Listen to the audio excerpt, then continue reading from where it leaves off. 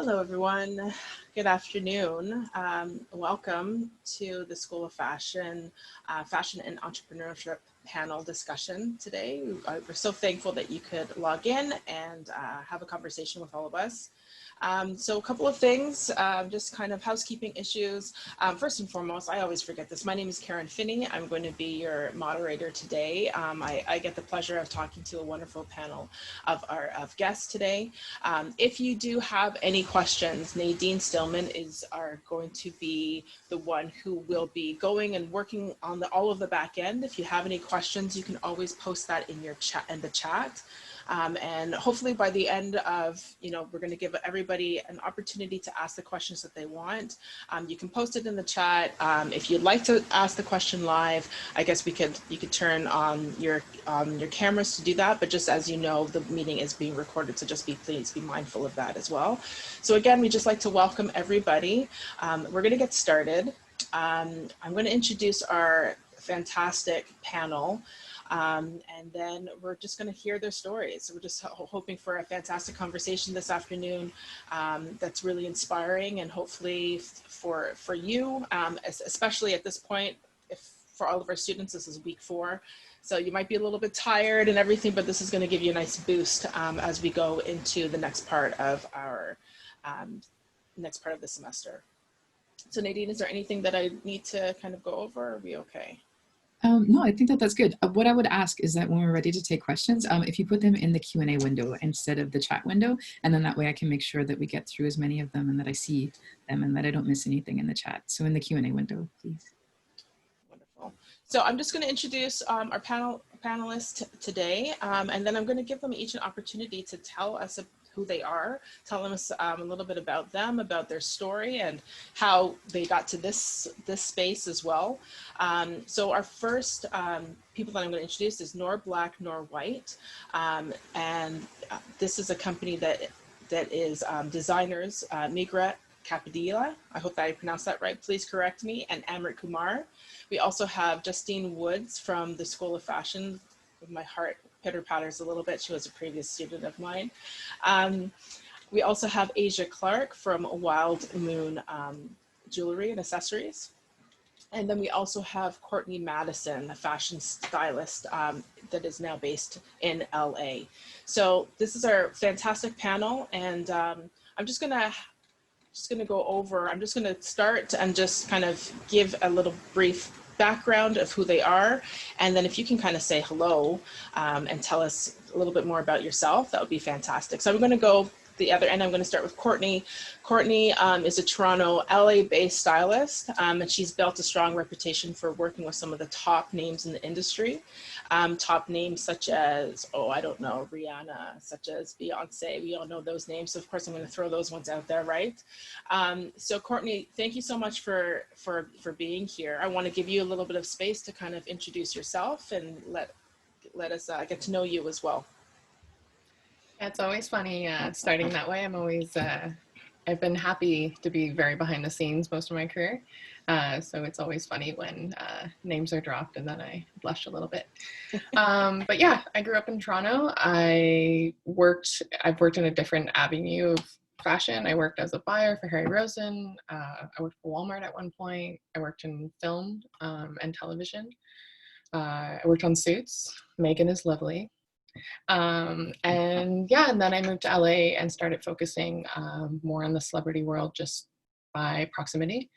But yeah, it's been helpful having a little bit of everything. I guess my always thing I tell everybody is don't worry if the thing you're doing isn't exactly what you want to be doing, because it's all helpful in the end. Working corporately has now helped me work on massive productions, or working in film. Having 500 extras isn't a big deal because I've done it before on a music video or something like that. But that's I guess the short version of my career. Thank you so much, Courtney. Like to introduce now Clarke from Wild Moon.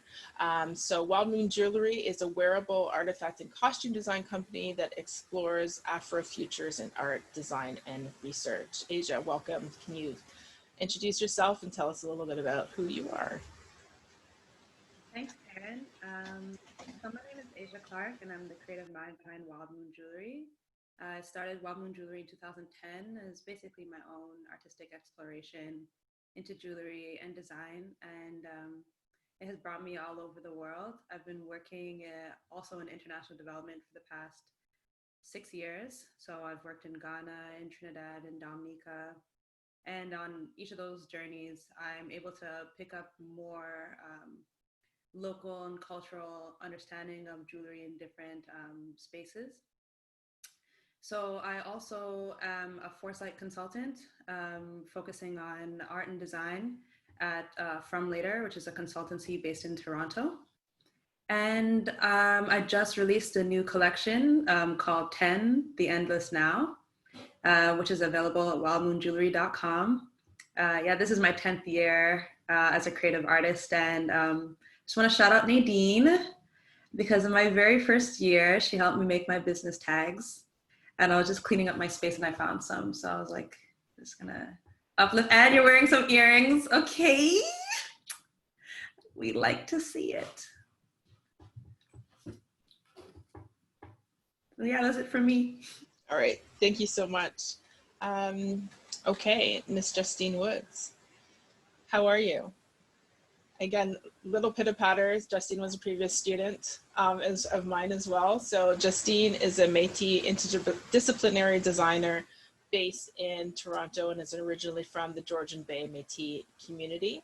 She is currently doing her master's at OCAD University, and she holds, of course, a bachelor's degree in design and fashion design from Ryerson University. So welcome, Nadine. Justine, sorry, I keep on saying Nadine. Welcome, Justine. Please tell us a little bit about yourself and what got you to this place. Yeah, Tomchi, Justine, Dishnikashin. Hi, everyone. It's Justine Woods. And yeah, that was a great introduction, Karen. I am a Ryerson Fashion alumna, so it's really exciting to be talking on this panel hosted by Ryerson Fashion. Yeah, so I am currently working on my master's degree, Master's of Design at OCAD University, and my research and artistic practice focuses on Indigenous clothing adornment practices, primarily beadwork, and a lot of my work is garment-based, but I do have a background in bespoke tailoring and garment construction when I was at Ryerson. So yeah, that's what I'm doing right now. So good to see you in the space, Justine. Thank you. And finally, NorBlack, NorWhite. First and foremost, can I say how much I love that name? It's fantastic. So NorBlack, NorWhite was born out of paying respect to the past, questioning the present, and creating for the future. Both of our designers here were raised in Toronto and moved to Bombay in 2010 to explore their Indian roots and a different way of living. So please welcome, thank you so much. Can you please introduce yourselves as well? I'm Amrit. I'm one half of NorBlack, NorWhite. I'm also a Ryerson grad as well. And yeah, NorBlack, NorWhite, we both actually shifted out here around, Mriga shifted in 2008 and I shifted in 2009 with no intention of starting NorBlack, NorWhite. It was organically kind of formed through the desire and the need to explore and kind of figure things out in terms of how Indian textiles are made. And yeah, we're a clothing line and a cultural platform which tells stories through textiles. And yeah, now we're based in Delhi, in India.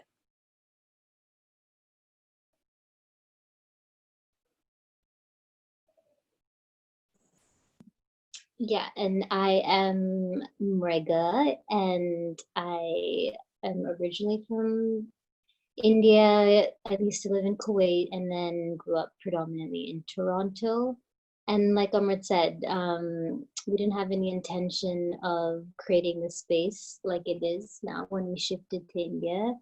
And we actually built a friendship in Toronto, Amrit and I. So we worked at a spot that doesn't exist anymore, but it was called 69 Vintage. And Amrit used to rework vintage, and I used to take these cheesy photos and we used to make these little fashion shows, and it was all real cute.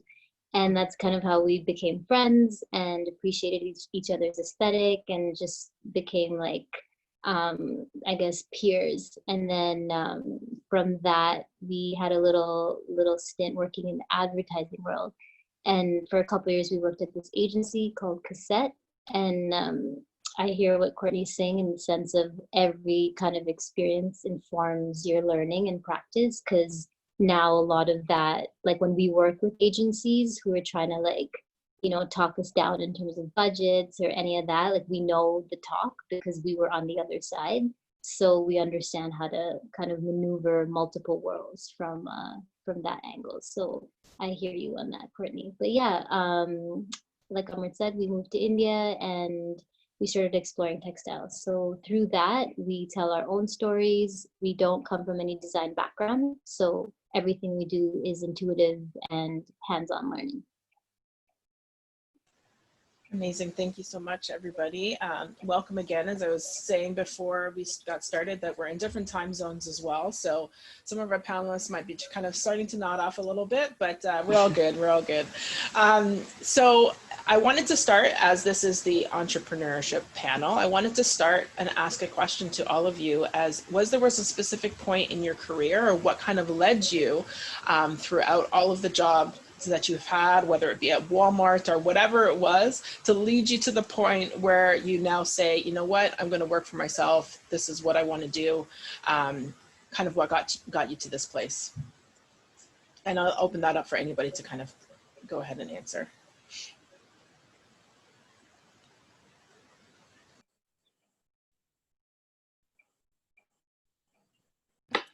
I'll start. I think some of it is naturally leading there and some of it is also a part of the job. What I do is naturally a freelance position.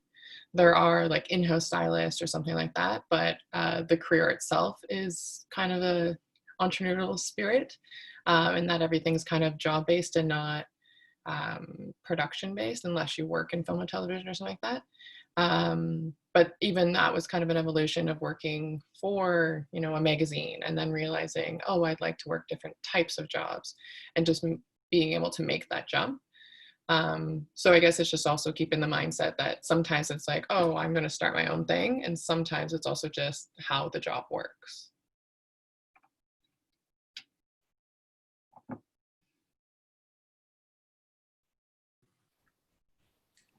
I guess I'll speak.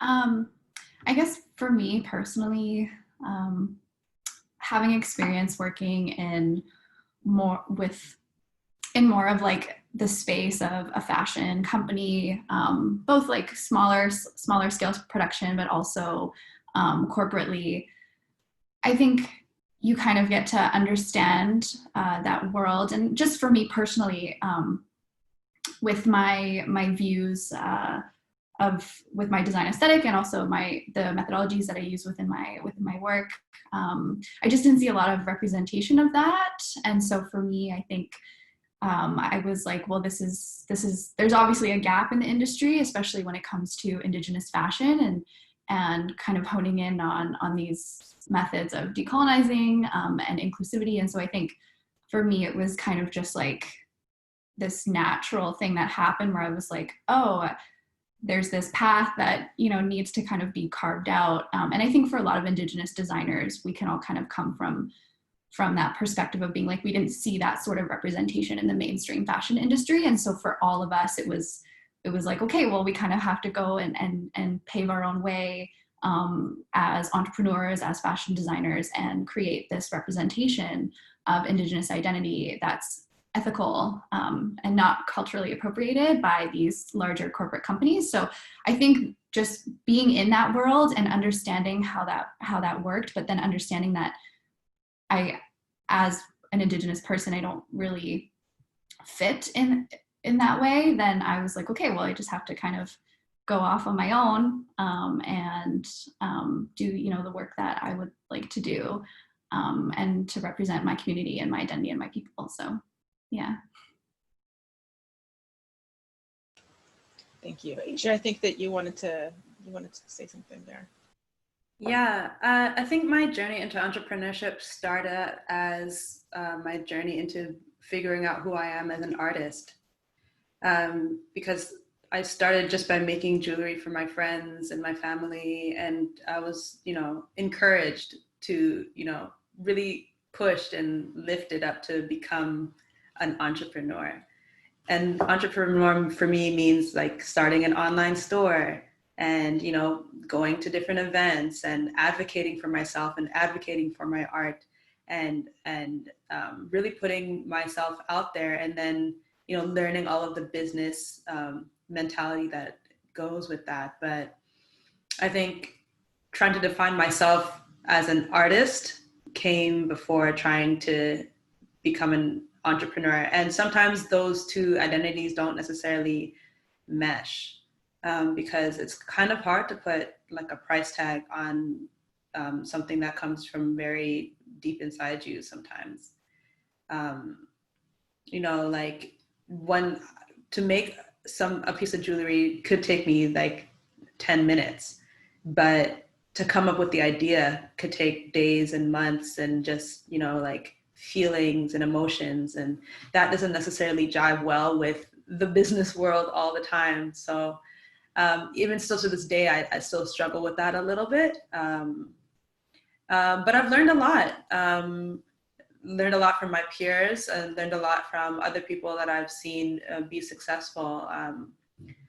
One of them in this conversation, especially Mriga, like being around NorBlack, NorWhite, and kind of growing up together in the city, I've learned a lot from business, and like what opportunities to take and which ones not to take, and how to spot the differences between like, what really is the right step for me, especially knowing that like Wild Moon Jewelry is literally just me, and sometimes I have people helping, but like given the capacity and who I am as an artist, I have to be very careful about what entrepreneurial paths I go down. So yeah, that's it for me. Yes, Asia. Yeah, I'd just like to also acknowledge how cute this panel is, because we throw pop-ups in Toronto and in India, and mostly a lot of people on here are either a part of our curation or come to our pop-up. So a huge part of how we've kind of built our entire like work and art. Yeah, Courtney's rocking some more black and white as per the usual. Has literally been built off our friends and community. And like Asia said, it was not an idea of us trying to create a business, but really it came from both Amrit and I as individual people on a personal life journey that turned into a discovery of who we are as people, as South Asian diaspora living in India and going through that lived experience. And then through meeting this artisanal family, a Bandhani artisanal family, so a tie-dye family, that meeting kind of sparked a whole bunch of ideas, and also literally sparked physical fabric being made. And then from that, like it just like one step after the other. And it came from a space of just identifying as women, as South Asian diaspora, but as people that felt like outsiders in India, but are actually taking the leap in the journey and doing it, and like being there and being present. So that led into artistry, that led into, I guess, entrepreneurship, but we still battle with that. We've been doing this for 11 years, and it's really hard, like Asia said, to put a price tag on things and valuing things. And we've also learned a lot along the way from other people, watching other people, but really from making decisions from an intuitive standpoint and making a lot of mistakes along the way. We've probably lost so much potential money because we've said no to a lot more than we've said yes to.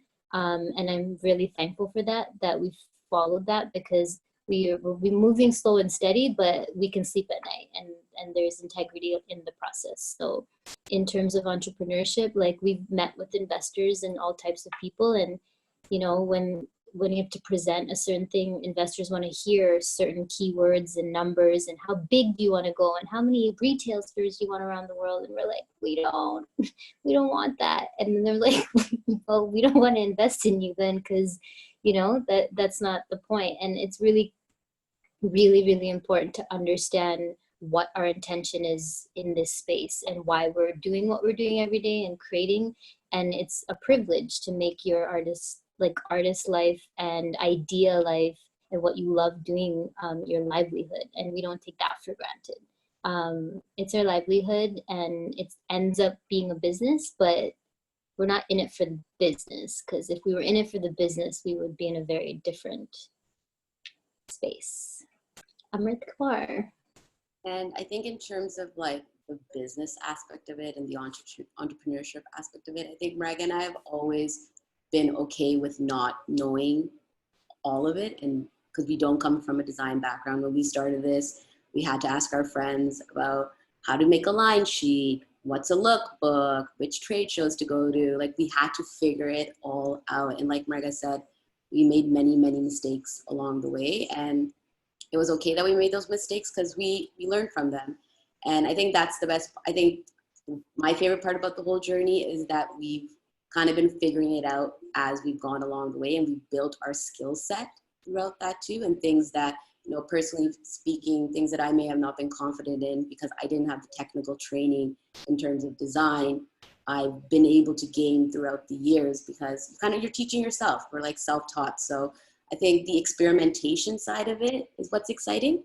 And I think that comes from the art side of it as being artists. So, you know, kind of it's always going to kind of be like this like fine balance between the two. But I think the key is that it's okay not to know it all and kind of just figure it out, or at least for us. Like we're not so hard on ourselves if we don't have the right answer or if we do make the mistake, because maybe next time we will. So one thing that I, as I was going through and kind of, you know, going through all of your Instagram pages and putting aside which garments I'm going to purchase later and jewelry I'm going to purchase later and whichever. As I was going through, one thing that kind of stood out to me is that for all of you, that you have kind of found your own identity through your craft. And I think that you've kind of touched on that as well, that as you have developed your collections, your businesses, even Courtney as a stylist as well, that your identity has come through, or who you are has come through as you've kind of gone through that journey, but it's also been because of what you're passionate about and through your craft. So I'm asking right now, as for students who are listening, as they are going through their own journey, first years to the fourth years, figuring it out for themselves, how do you also stay grounded and true to yourself as well? How does that happen with as you have to consider the business side of it, but also considering your own personal journey that you have gone through, and then being true to yourself as well? For me, it's been helpful to have a vision about what I wanted Wild Moon Jewelry to be. Like, you know, like not even so abstract, but just an overall vision of what I would want it to be. And then, you know, like write that down and keep that with me. And then every opportunity that comes my way, it's like a litmus test. Does this align with that vision, or does it not align with that vision? And I firmly believe that I co-create my reality with the universe. Everything that I've wanted for Wild Moon Jewelry has happened, you know? And so obviously I have more opportunities and more things that could happen for me, but nothing feels outside of my reach. And I also feel like I'm just because I have a vision, I'm able to manifest that. So it's a little bit, you know, I don't know, spiritual in a way, but like having that vision for Wild Moon Jewelry and for myself has been like the guiding light for me, as far as like, you know, my artistic journey and my entrepreneurial journey has gone.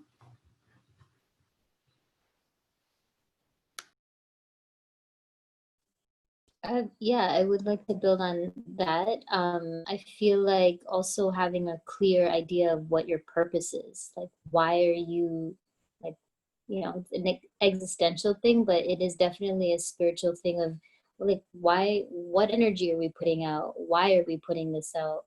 Who are we putting this out for? And who do we want to be surrounded while we're creating with?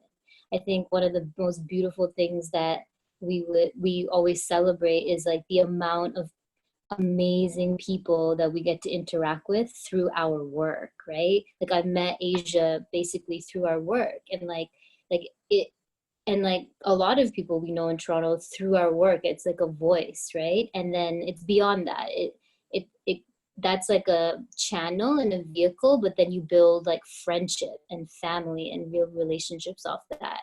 And when I'm a believer of signs and symbols everywhere. So I know that I'm on the right path when things start falling in synchronicity, yes, but like in repetition, and there's rhythm and patterns around, and like you start like hearing the same names, and you just, there's a vibration that is repeated, and I kind of go with that. And so that's kind of what keeps me grounded. When I'm off balance, things are so scattered and chaotic, and there is no pattern in that. And that's when I know that I'm not grounded in our work. So how I live my life is kind of how I run the business, I guess. There's no separation there. It's a matter of principle and purpose and intention and value and integrity. It's just like, it's very parallel to life for me. I feel really similar. I worked on all levels of jobs. I've been the lowest person in the room and the highest person in the room.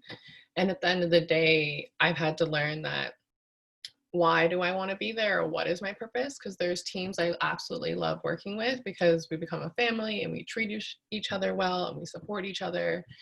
And like our days are very long. So you need that kind of trust with your team. And then there's other jobs. I did one job and I came home crying and I said, I will never do this again. It happened to be a job that the domino effect got me more jobs, but I promised myself I would never do that again because it was so awful. The crazy thing is often not often, it has happened that some of the jobs I've done are the ones that people praise me for the most. And there's times when I'd be like, I would never do that again because it was awful. So I think sometimes you have to find like your middle ground of, what are you proud of, but also what are you giving up, or what are you okay with doing? And that can be your time, your health, your sleep, your mental health. And that takes time, because in the beginning, you kind of just have to get in there and see what it is and try it all out. But you definitely, or at least I've gone to a point when there's opportunities that have come my way and I've been like, I know what that's going to be like, or I know what that's going to take from me. And it's not going to give enough back to me. And it's just becoming okay with that. And sometimes that's turning down opportunities, like Mriga said, that you're like, you turned down what? But you have to know where you stand in it, and then also what you believe in. How are people, maybe they're treating you well, but how are they treating the rest of the team, or things you see, and then, are you closing a blind eye? Are you letting it happen? And where you feel okay with all of that. And at the end of the day, that's a representation of you and your work. So you have to be okay with all fronts. It can't just be good just for you.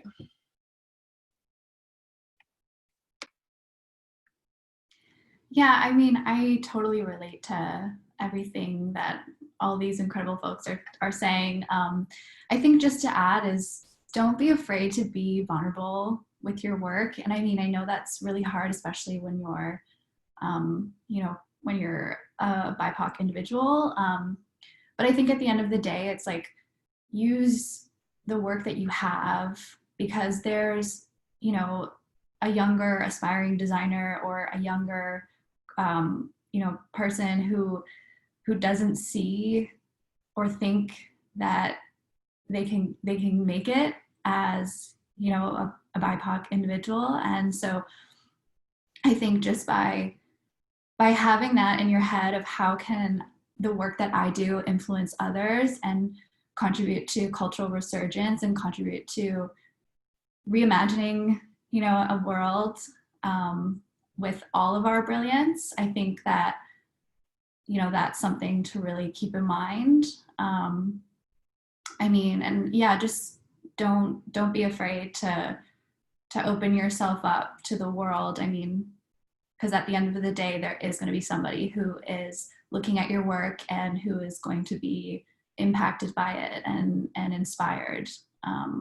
and they're going to see themselves in your work and see that and say, okay, yeah, I can do that too, right? So just to add to what you're saying, Justine, I've also gotten to a point in my career that people respect me now for having limits. When I first entered, I just took any job, was like, put my hand up for every opportunity. And now a lot of people that come to me will be like, hey, can you work on this project? Or what do you think? They already know my limitations. So they also now respect my limitations, or what I expect to be on hand, or what I expect from the team.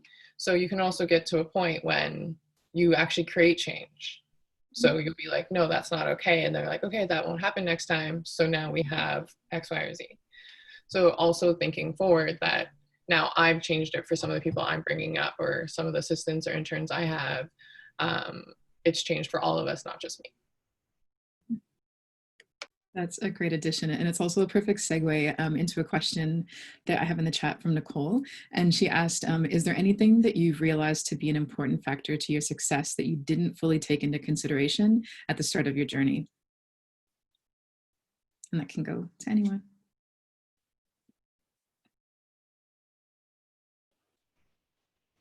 I think it's kind of like with what Courtney just said too. It's for me now, I'm realizing how to set those limitations and how to set those boundaries, and learning at the pace that I want to go at. I think initially we kind of fell into this rat race of the fashion cycle because we were told we were supposed to do it like this and that.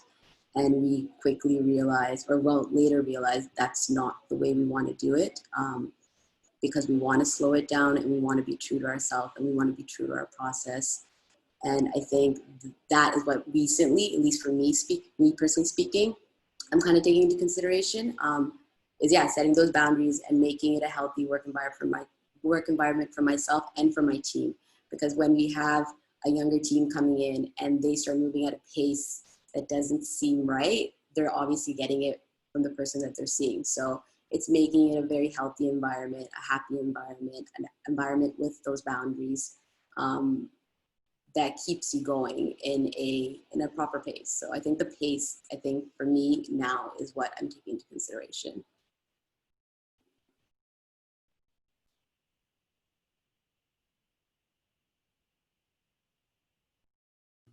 That's a really good question. I think I'll echo what you're saying, Amrit.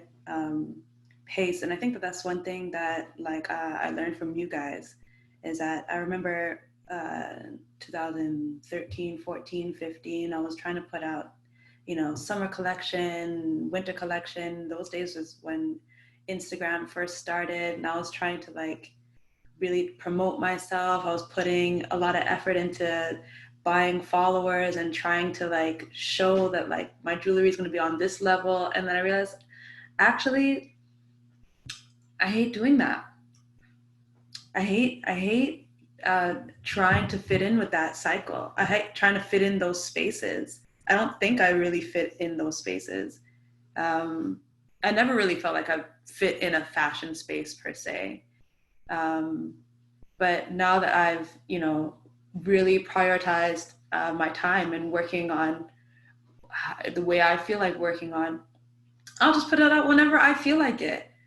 And it doesn't matter if it's, fall, winter 2020, I don't give a shit anymore. I'm just going to do it how I want to do it. And, I think that taking myself out of that expectation of the fashion world is something that I've learned and changed from the beginning of my career to now. But something that I haven't changed from the beginning of Wild Moon to now is the consistency with the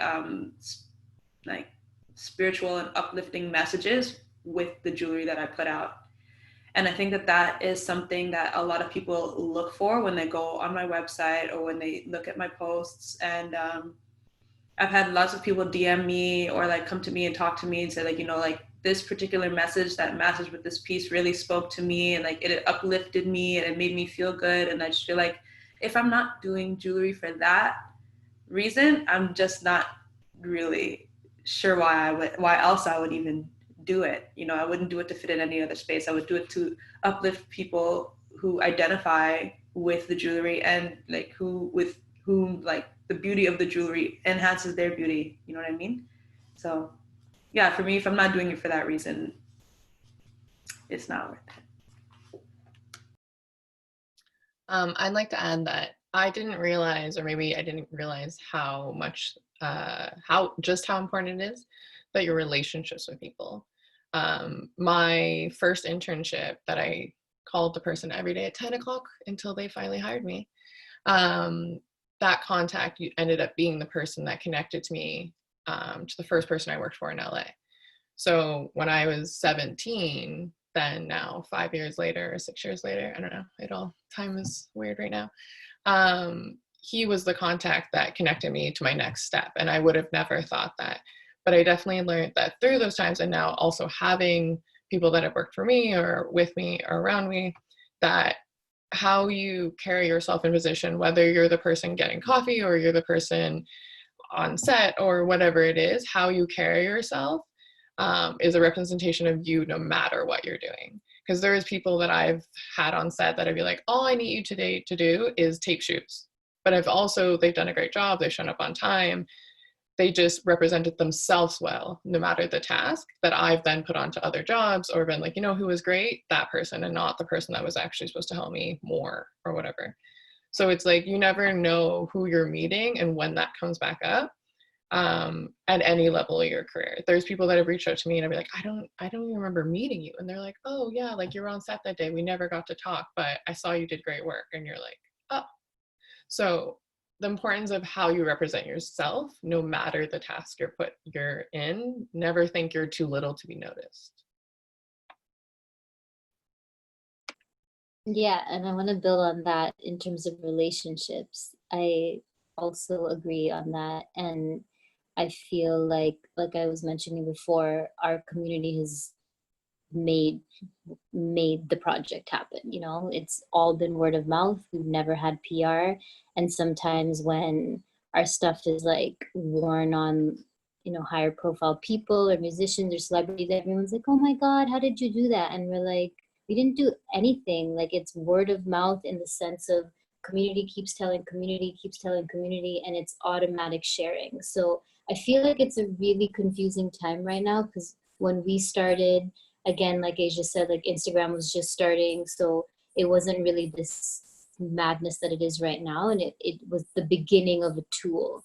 And now it's like people are forgetting about what they're creating and why they're creating it. And they're doing it just so they can have that post and how they're going to present that post. And like, it's about the final marketing and sharing of it versus like the creation and the process of that.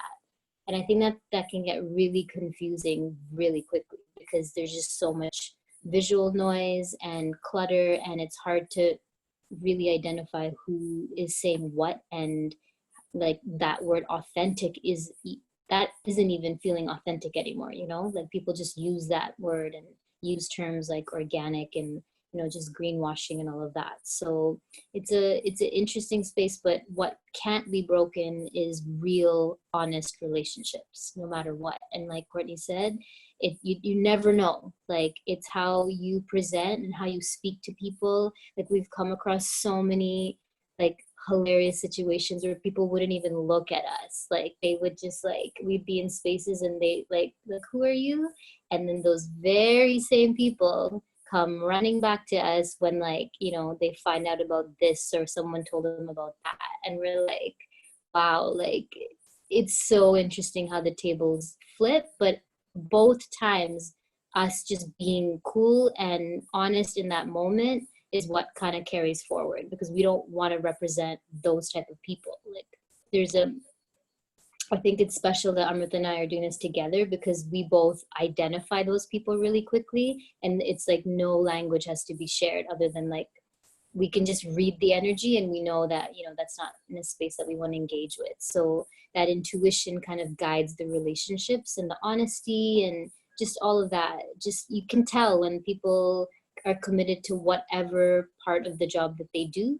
They care, they're present, they're there for that reason, you know. And yeah, like all of you guys were saying, that really kind of moves things forward in community and strong relationships and just honesty in that way.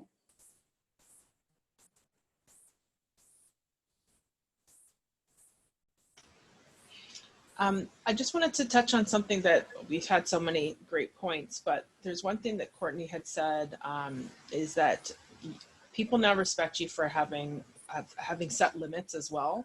And I just wanted to kind of go on off of that.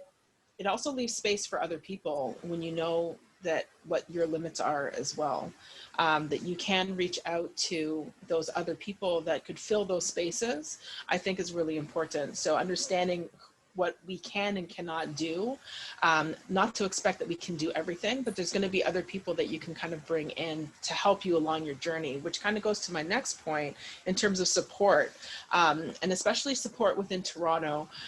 There was one designer, Todd Lynn, who came to School of Fashion a couple of years ago, and one thing that it stuck in my head that he had said is that Toronto doesn't really have a great support system for designers.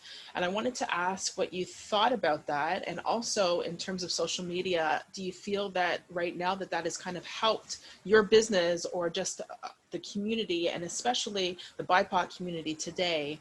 How do you feel the support is within Toronto, and I guess worldwide, really? Obviously you're all over the place. So how can we all support each other as well?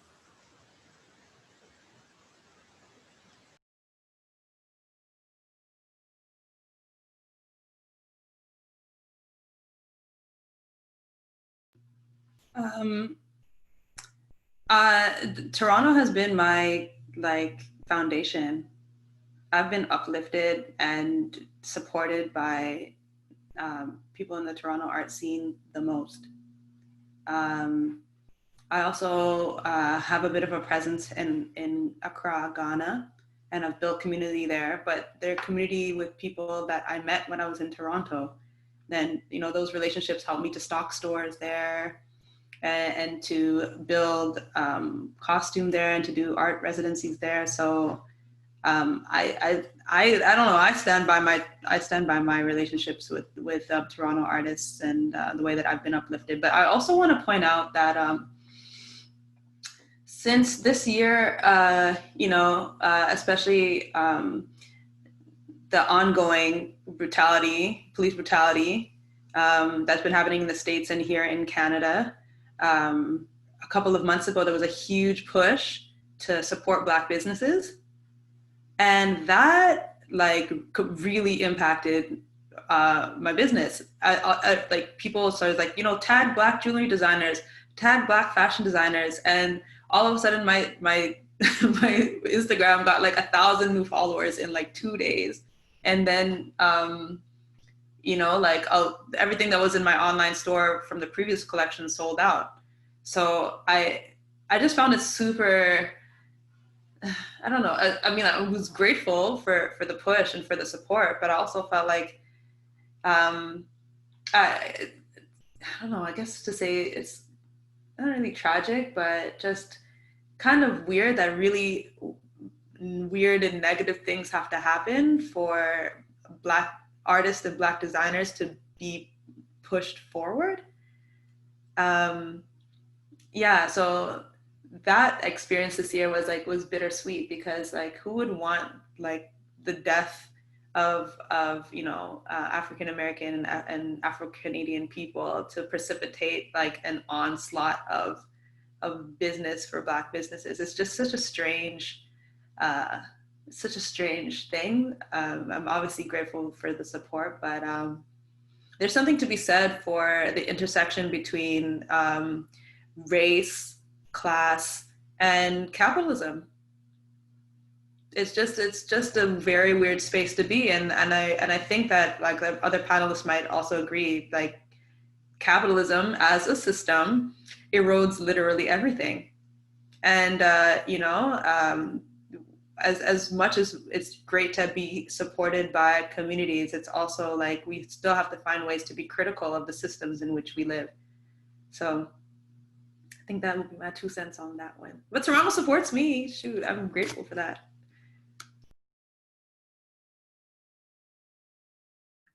Yeah, I mean, for me personally, like I feel Toronto has been such a grounding factor for my own work. I mean, the community here, I think, especially when it comes to Indigenous art and design and fashion, I think is very strong. I mean, it's one of the reasons why, you know, throughout my journey of getting to where I am today, I moved away from Toronto and I didn't feel that same sense of community. And so it actually made me move back to Toronto.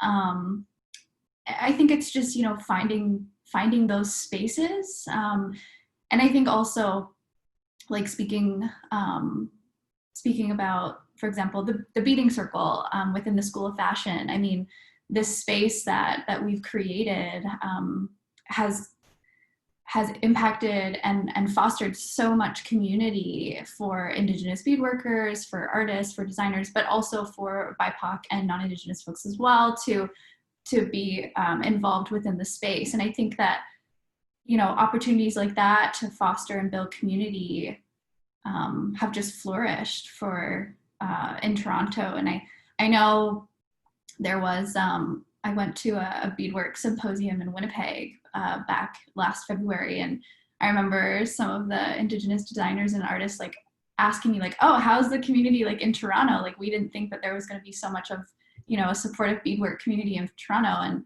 I was like, I didn't know that either, you know, but until we started the Beading Circle. And so I think creating these spaces these spaces that foster community are also really important in building that community and keeping it strong and intact. So, I mean, again, for me, I feel Toronto has been a really great space for that.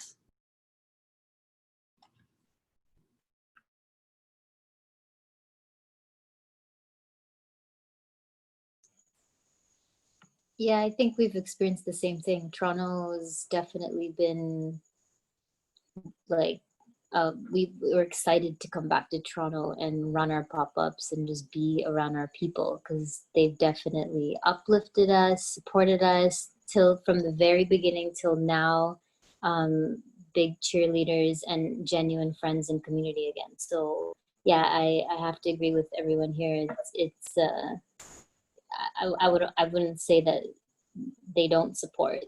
You just have to find the right people and really just attract the right people, and there is a strong support system. I think what's a little bit challenging and a bit frustrating is so many people have to leave Toronto to get some, you know, acknowledgement and then come back, and then there's a whole other game. So old school, it used to be New York or LA, or, you know, now it's like Ghana and India and all types of places. So I do have to say, us leaving and then coming back, I don't know what the experience would be if we were based out of Toronto, but the dual relationship, definitely it helps. But in terms of a grounding community, I have only positive things to say about the city of, the community in Toronto, for sure. And just to echo that statement, like some of the best memories that I have in life and in art is pop-ups with a lot of these panelists. So yeah, Toronto definitely, in my experience and like related to this, has been extremely supportive. And I know these people, many of these people, because of Toronto and the support from our city.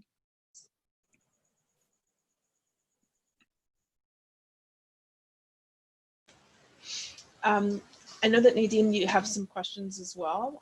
There's one more question that I wanted to ask, because I think that this is still a thread throughout all of our panelists, is your sustainability practices and kind of how that informs your own design process and decisions. And I wonder if you could speak to that.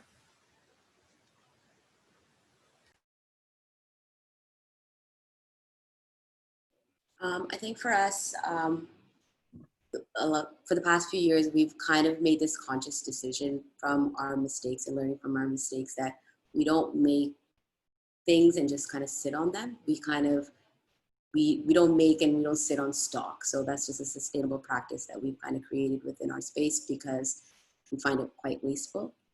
And kind of also within our team too, like I think in terms of stock, and then with our team too, and kind of making them understand the whole process and valuing them. And I think that it just trickles down in everything that we're creating. So I think like we're not technically like fully creating with like sustainable fabrics and stuff, but I think our practices in terms of how we're not wasteful and being a little bit mindful of what we're putting out there, and not just putting things out there for the sake of putting things out there, I think is something that we take quite seriously within our practice. And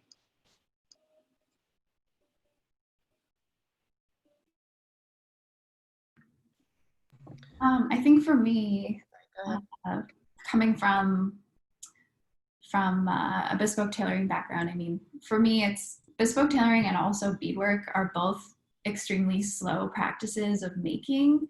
And I think that the relationship between the two is really interesting. And that's something that really made me want to incorporate both of them and blend them together from the beginning.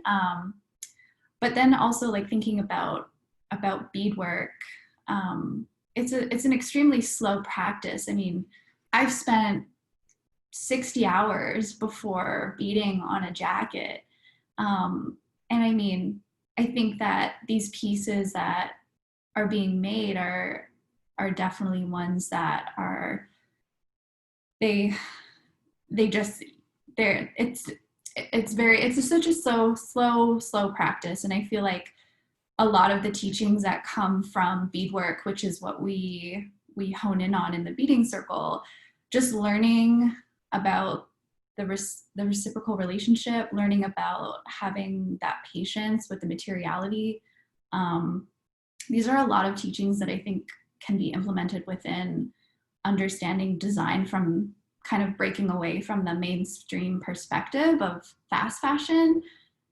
And so I think for me, it's using those ways to think about sustainability, not necessarily always using sustainable materials, but again, kind of similar in the way that the practices are slow and the practices are sustainable and ethical, and also ancient, which I think is really amazing. Like I feel like beadwork is something that it's a practice that has been used for hundreds of years, and then today it's still as contemporary as it was back then. So I think also thinking about this relationship as well. Yeah. Yeah. I was just going to add, as someone that's not a designer and not making something of my own, I work in an incredibly wasteful field. And I'm often the person that is the recycle police or the catering police of being like, why are you ordering so much food? The fortunate, unfortunate thing is the career path I've taken is plentiful, but it's also extremely wasteful. So again, it circles back to me speaking up a lot. Like there's times when I know I'm going to be on a set for a week with the same people, and I've suggested getting water bottles for everybody instead of having plastic water bottles all day long, every day. And some people go for it and some people don't. Some people think I'm really annoying. But again, it's just speaking up in the places that I can, because part of my job is just that there is just a lot of stuff. But the places where we can reuse or use different materials or whatever it may be, that's where I try to step up, because it's really hard to watch at the end of the day when everything just goes in the garbage or something. Even being like, hey, I'll take all the leftover food, and I've dropped it off to like shelters because I'm like, it's literally going in the garbage. And a lot of it is people are like, I don't have the time. Or at the end of the day, I've had an assistant, I'd be like, leave early, I'll wrap up so you can go handle this excess, whatever it is. So a different avenue, but with me, I'm not making the thing, but I'm a part of the creation of waste. So trying to offset that somehow.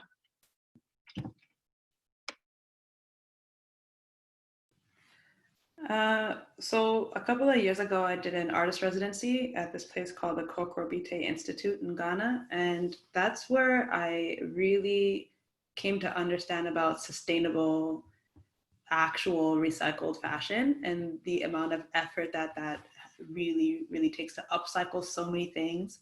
I encourage you guys to check it out. I'll type it in the in the chat.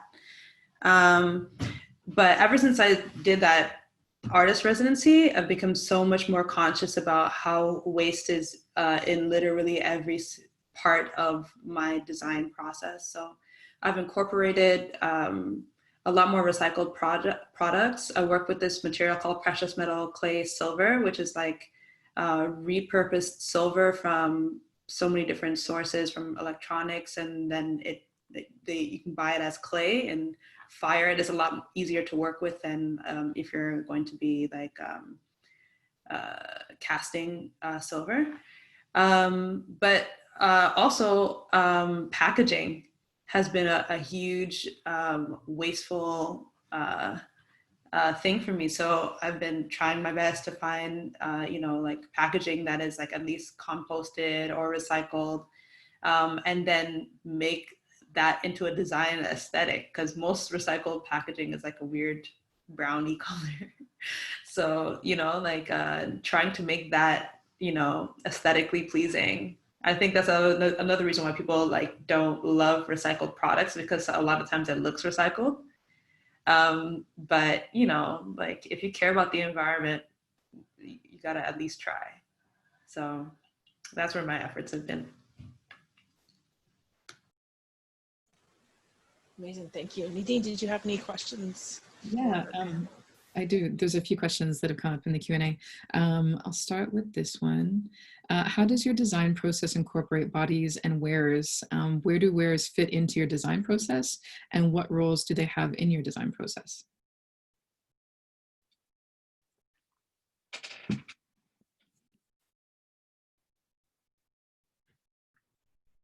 I guess I can kind of speak to that, especially just because my design practice is all custom work.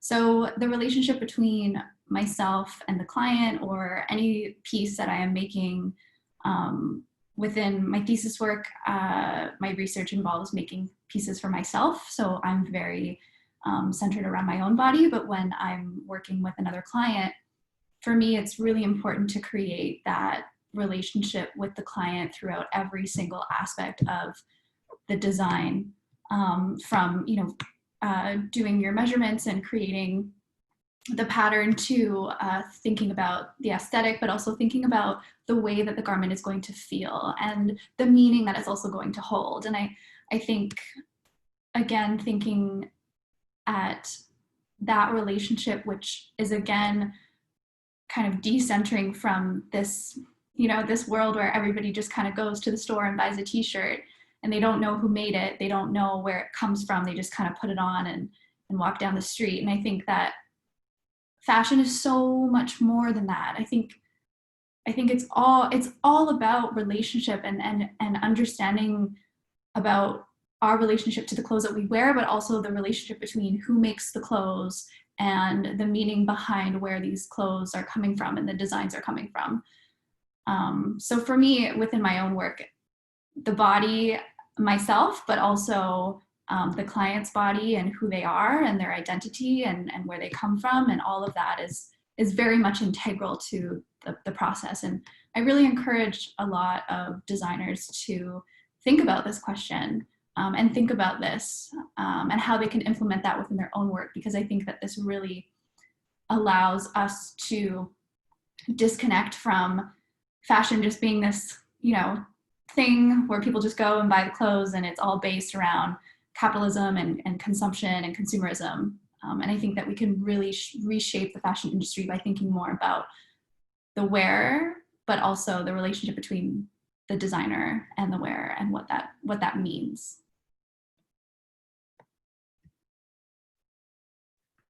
Absolutely. Did anybody want to add to that? Yeah. So most of the body that makes the jewelry is this body right here. And this is, a Black woman's body. And so valuing my labor has meant also that like I put a cap on the amount of pieces that I make, and you know what I mean, I'm not like stretching myself too thin with the collections that I put out. But also like who represents my brand has almost always been women of color modeling my and people of color modeling my jewelry. And I remember having a conversation with Mriga years and years and years ago, and we were talking about how we interface with Instagram and marketability of our products, and you know, us both having an awareness that if we were using white models, our stuff would probably sell a lot faster, or our posts might get a lot more visibility and a lot more clicks.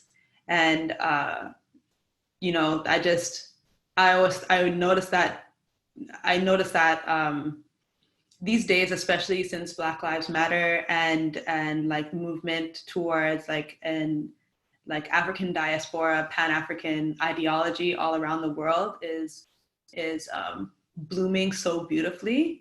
The art that I put out and the extent to which I've stayed true to the bodies who my jewelry, it's not necessarily only for Black bodies, but like the bodies that get to represent my jewelry. It's like now, like different outlets are like promoting my work and like showcasing my work, and like the consistency of it being like a line that showcases Black beauty in a Black jewelry designer's pieces.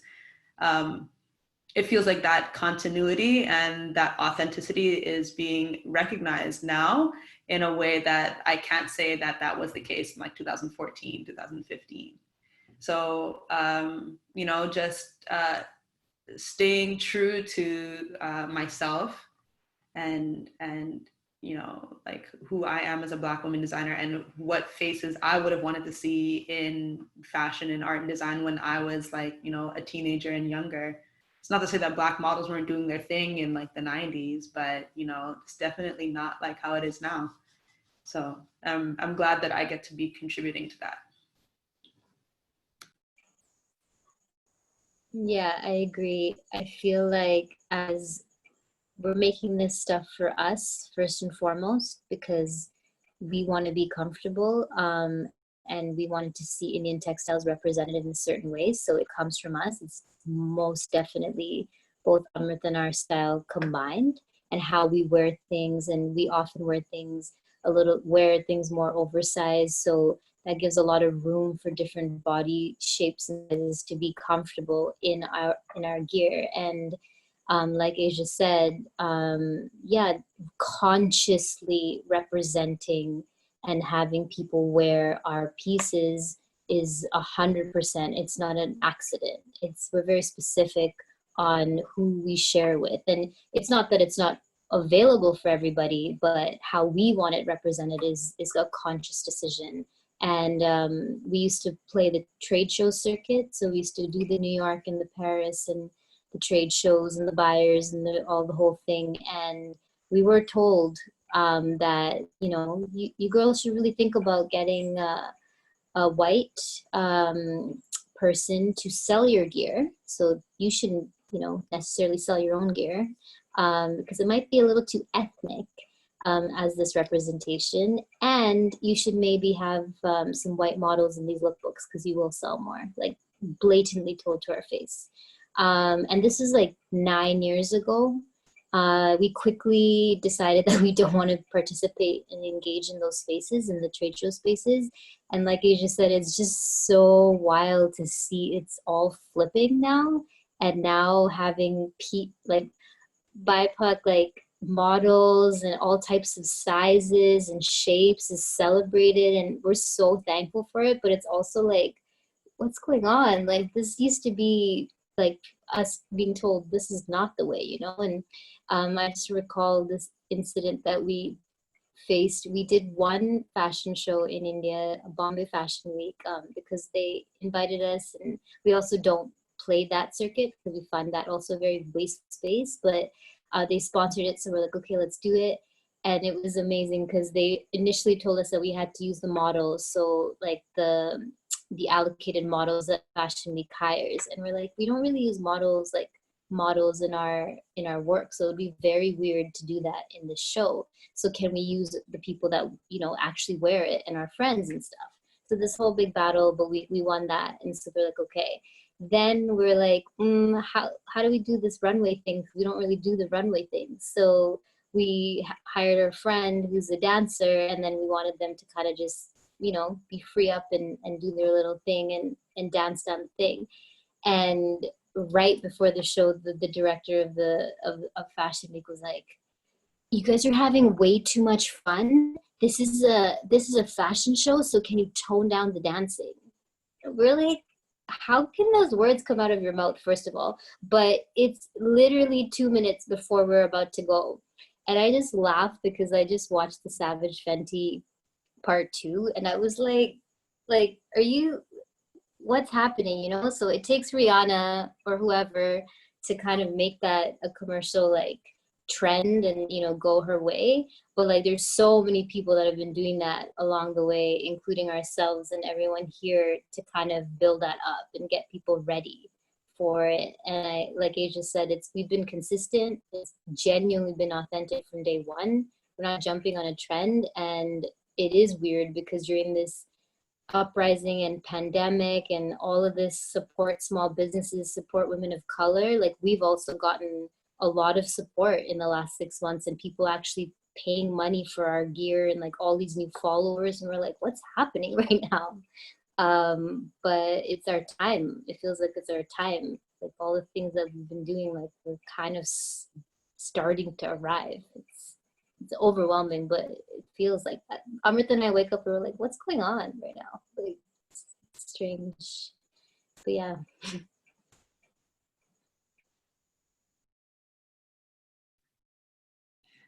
Just as a side note, it's been a pleasure to watch your growth as people and your businesses.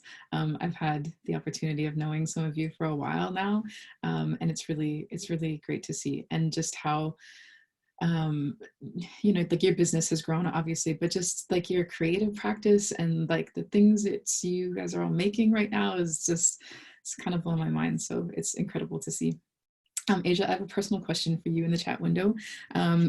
People want to know where your sweater's from.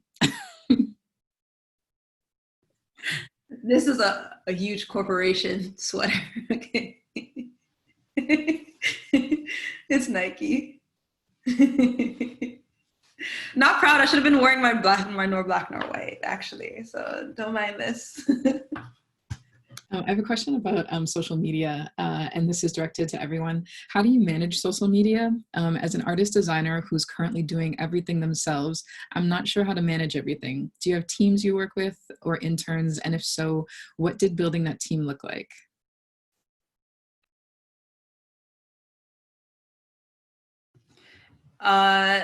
For me personally, is literally just myself. And I think that my social media, I mean, like, I love my Instagram grid, but I definitely feel like I could be doing more as far as like coordinating a lot of social media stuff. But like, because it's just me and I'm a very sensitive person, like engaging in social media is so hard. Like I don't have a page like an Asia Clarke page and then a Wild Moon jewelry page. Like I just have a Wild Moon page, you know what I mean? And so then if I open my phone and then like, you know, Donald Trump has COVID, I'm just like, I just want to close fucking Instagram. I don't want to do it. You know what I mean? Like, so, I guess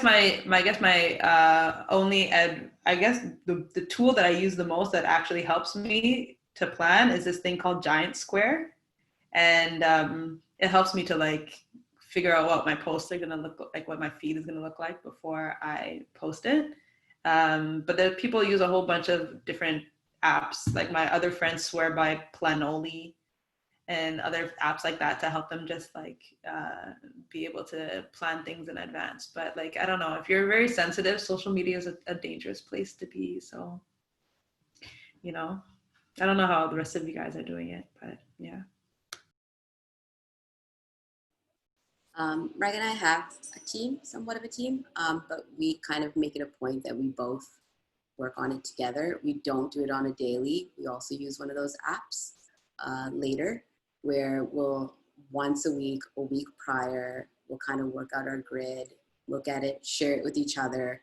Mriga will do the captions, I'll share the visuals, but like once a week, because we can't do it on a daily, it's exhausting and it takes a lot out of us. So the app is definitely super helpful because it allows you to see everything, it posts for you, you don't have to sit there, it just kind of does it for you. So I think making the time to plan that out kind of helps you with the rest of your work and doesn't get you stuck on that little machine that it is. At the same time, though, it is exhausting because that app is there to organize, but there's so many things that we share on a timely manner of like if something's going on today and then we want to say something about it, or yeah, so that app really works for like producty things. If we know that we have time, like a product drop or whatever, it works. But then for all the other stuff in between, if we're just wanting to share things, which we often do, then it's just like impulsive, like we actually share. And yeah, but we write our own stuff, we post our own stuff. There's no team behind that. It's just the organizing of stuff people can help us with, but the actual communication is definitely, it's ours. We've thought about it, but like no one really can speak your voice other than yourself, and it's weird to kind of hand that off. It just wouldn't feel right. So yeah, but it is exhausting. Like it, at some point we were like, many years ago when we were young and naive, we were like, oh my God, we're gonna post today. Like, we're gonna post today. Now it's just like, oh, we have to post something. But we also know that it is our tool, right? Like that's how people know about us. So I don't want to talk too much shit about Instagram because it literally is our tool.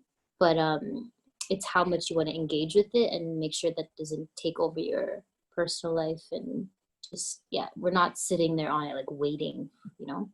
It's not about that. It's a tool. You use it as a tool and there's a specific relationship with it. And just leave it at that.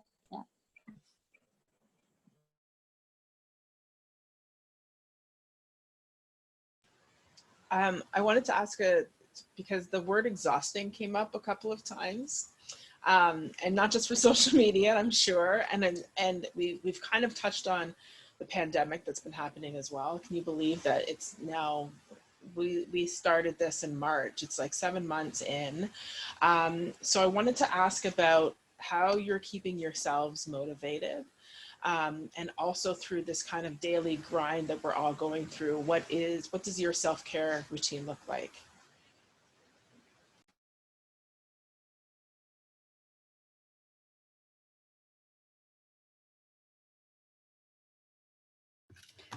Lots of yoga and lots of weed, man. That's pretty much it. You know, like, yeah. And also just not watching TV at all, you know? And like, I have this little like, that thing that's just like, you can limit how many hours you spend on Instagram a day. I've been adhering to it. So when that little message probably like, you're done your Instagram limit today, I have to turn it off. You know what I mean? So, and I think what's a little bit obviously challenging for everybody at this time is not being able to be held by community in the ways that we're used to. So I be hugging my dog, you know, like sometimes he looks at me like he wants to make out and I'm just like, you know, stop. Stop it, just stop. But yeah, and you know, trying to remain grounded and grateful. And again, lots of weed oil.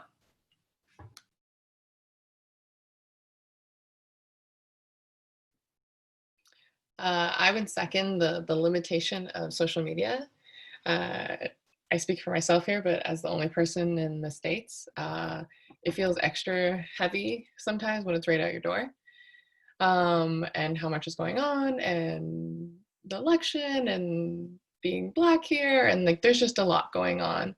And yeah, part of my job is that I'm usually on set or with a ton of people every day and I feel community and that we all help each other. Like none of us can get a job done without it being, you know, we need the light, we need the photography, we need the whatever. So in this time, I definitely have had to try to stick to some kind of schedule. And the thing that helps me the most is getting up and doing some form of exercise, because we all need a little bit of motion in our life, but it also, I made the rule that I can't go on my phone until I work out. So you're up for at least an hour without seeing whatever is going on in the world. And it's not really hiding from it. It's just also setting your intention. Also, things that help for me is setting a list of things I need to accomplish in some kind of order before I go to bed. So I wake up with something to do. Now that, you know, a lot of what we're doing isn't, oh, I'm going to go this place and someone's going to tell me what to do all day. So trying to have some semblance of normalcy and also scheduling, because I'm also in a sunny place, not rubbing it in, but it makes everything seem like it could be at any time.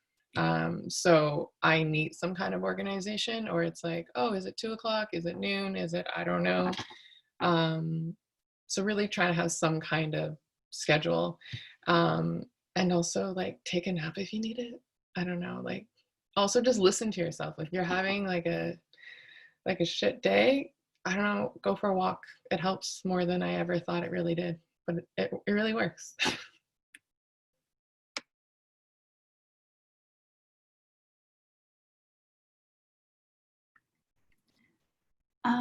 Yeah, I think obviously trying to maintain community during these times is really, really difficult.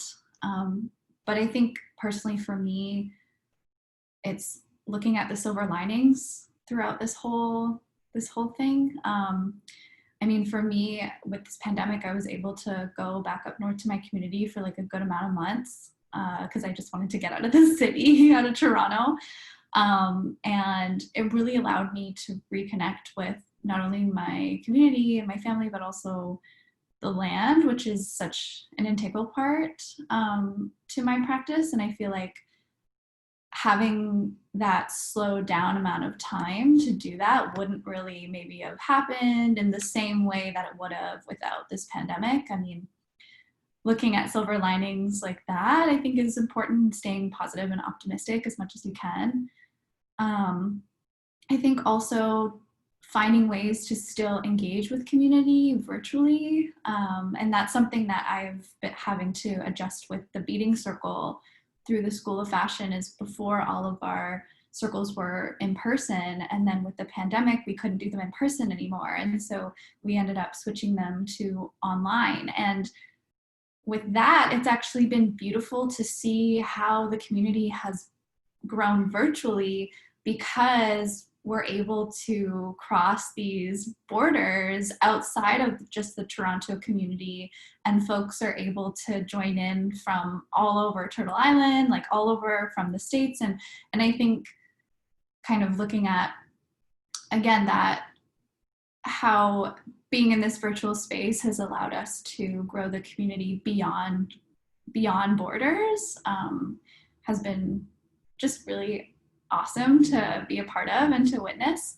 And so, yeah, I think being able to find some virtual ways to sustain community for yourself is really important. I mean, the Beading Circle is open to everybody, so if anybody wants to join, you can. But yeah, I think definitely staying connected with community is really, really important. And also, yeah, like go for like a hike or go for a walk, or just, you know, especially now with the leaves changing, if you're in an area that has, you know, seasons, like here in Toronto. I mean, I feel like Courtney said, just a nice walk is always a good walk can change your life. So yeah, that's my 2 cents.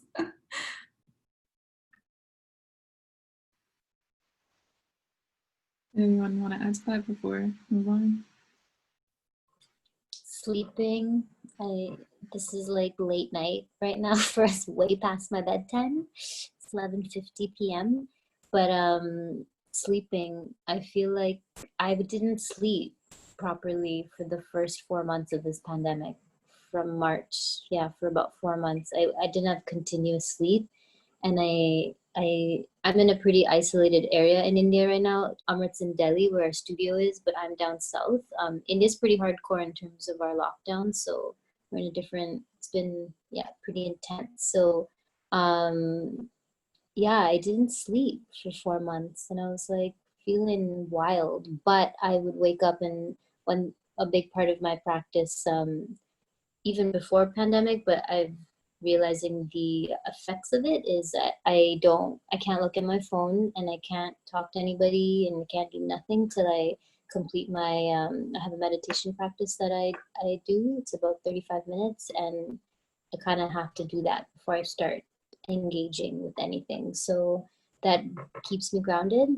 It's like the way I start my day, and that I'm like a Courtney. I need some sort of list that I know that I go to, and that's kind of keeps my day scheduled. I'm also in a pretty sunny tropical area of India, so the days can kind of blur into each other.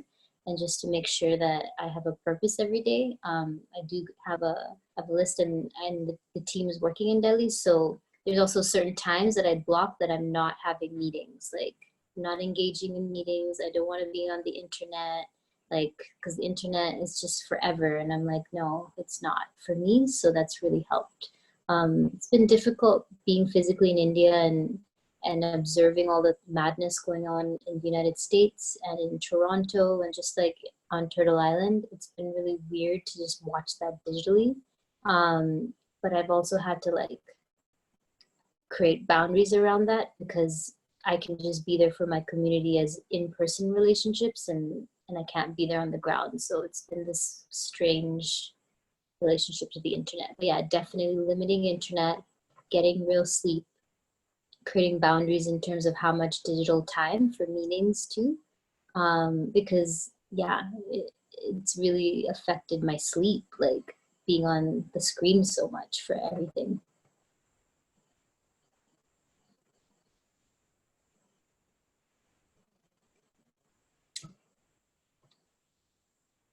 Yeah, and I think for me, like the one thing being partners with Mriga, we're quite similar in terms of our core and our values, but we are quite opposite. And I've always found her quite inspiring in terms of how she does make time for herself.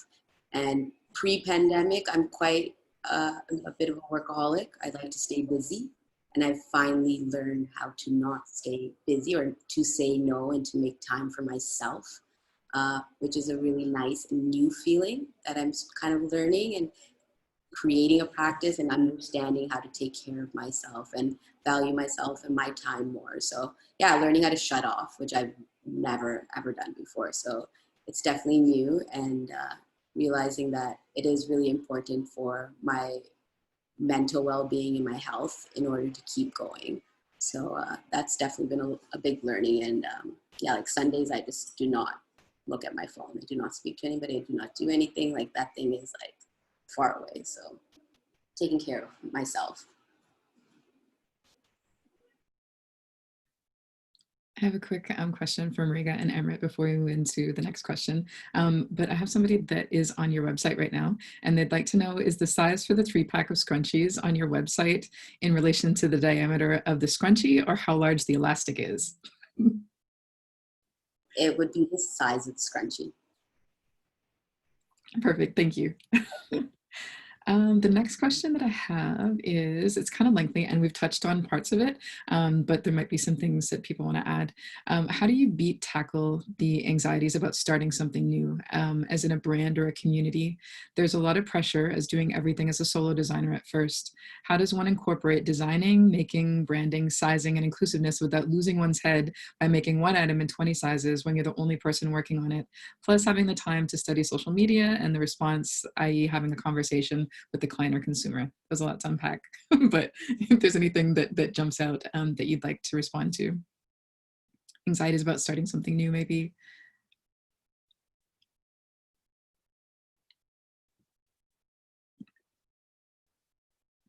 You know, most of my anxiety about starting something new has to do with me fearing what other people will think about me and what it is.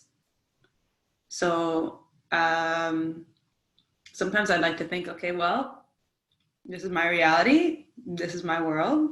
I'm going to go ahead and do it anyway, you know? So I and just on a like like personal and spiritual level, I've found Oprah's Super Soul Conversation podcast really helpful when I'm making jewelry, like so that I'm like really being conscious about any self-deprecating thoughts or any self-limiting thoughts. That helps. The other podcast is really good. Now I'm giving you guys podcast suggestions.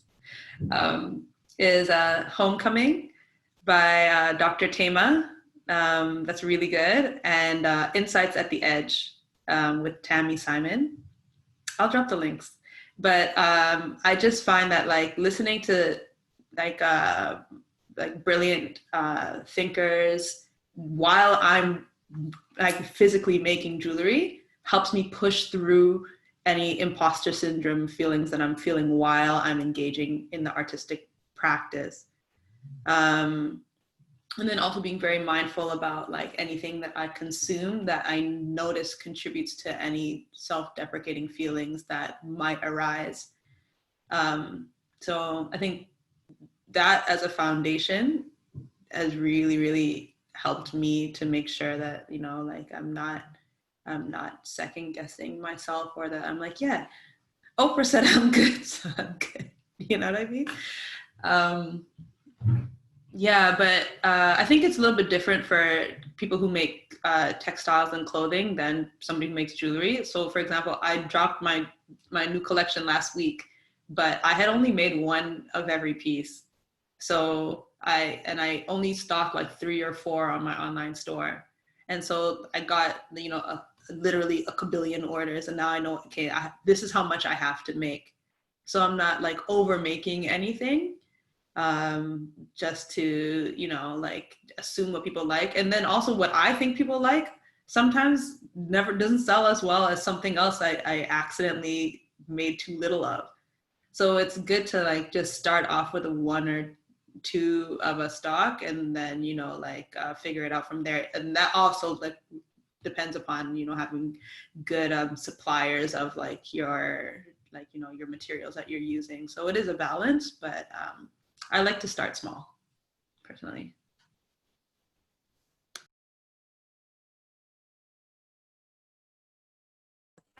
Yeah, and I feel like it's unrealistic to feel like you can do it by yourself.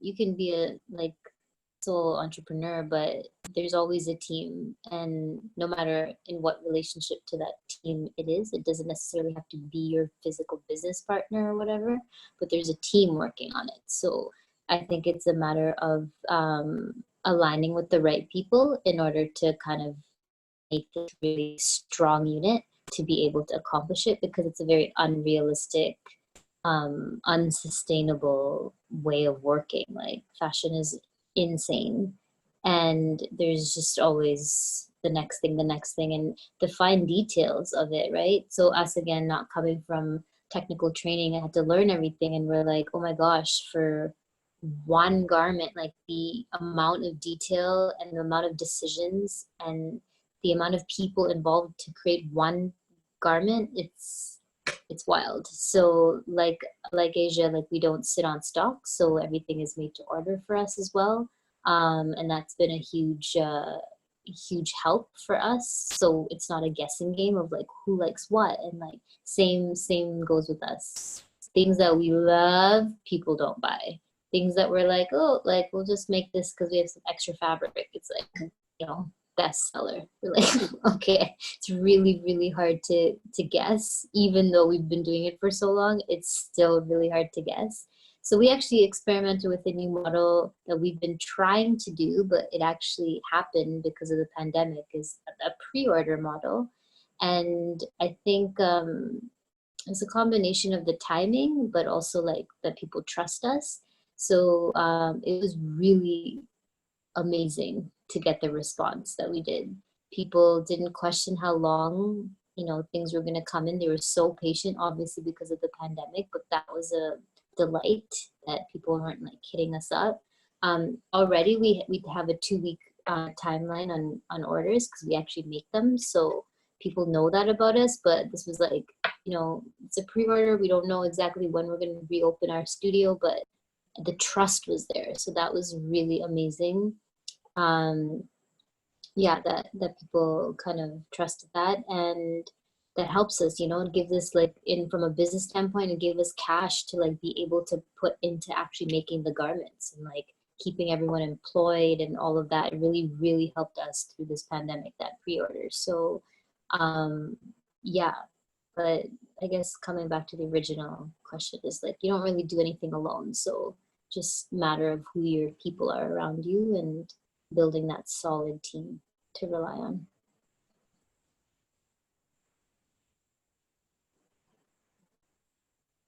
Anybody want to add anything before we move on? The next question that I have is, I know that some entrepreneurs have to juggle multiple jobs to live. I'm wondering if your business is able to completely support you financially, and has it always been like that from the beginning, or was there a point where you were working on your business on the side?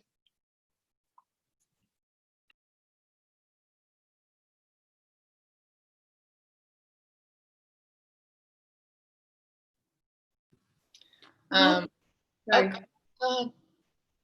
No, you go ahead. Okay. Again, not a designer, but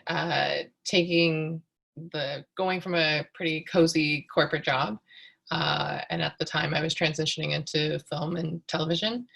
And the way that works is you kind of get called on to like daily projects, but it's not like, oh, we're going to book you for a month when you're new.